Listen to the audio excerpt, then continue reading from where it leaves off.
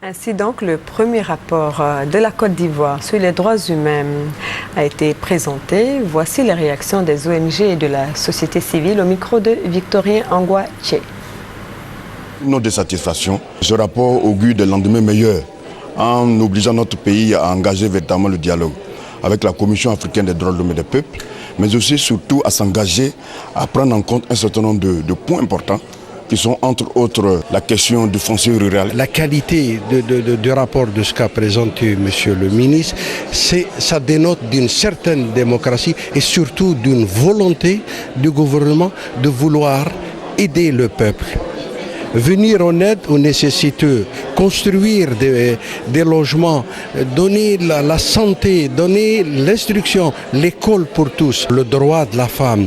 On a parlé d'un quota de 30% ou même d'une parité comme dans d'autres pays, mais la Côte d'Ivoire doit faire un pas parce que nous sommes engagés sur la voie de l'ouverture et d'une meilleure présentation des droits humains en Côte d'Ivoire. Nous avons transmis nos remarques et observations au commissaire et ils ont soulevé, n'est-ce pas, ces points-là devant le ministre.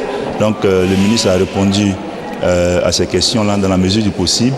C'est vrai que sur certains points, il a répondu de manière satisfaisante, mais sur d'autres points, il y a encore des inquiétudes, il y a encore des questions qui restent en suspens. Comme lui-même il a dit, il y a des points qui feront l'objet de communication ultérieure, c'est-à-dire que le ministère prendra le soin de travailler et de transmettre ces questions-là plus tard à la commission. Ce qui a été le fait marquant, c'est la sincérité avec laquelle il a pu concevoir et accepter les difficultés que nous, Africains, avons pour le respect des droits de l'homme. Ici en Afrique, nous avons surtout une grande difficulté à harmoniser parce qu'il y a l'aspect socio-culturel à prendre en compte. Nous avons pu apprécier la question de la justice. Le gouvernement a relevé les avancées, les avantages, a également relevé les défis et ce qui ne va pas et a pris des engagements. En termes de perspectives, on dit qu'il y a des réalisations faites pour l'amélioration de la situation des droits de l'homme.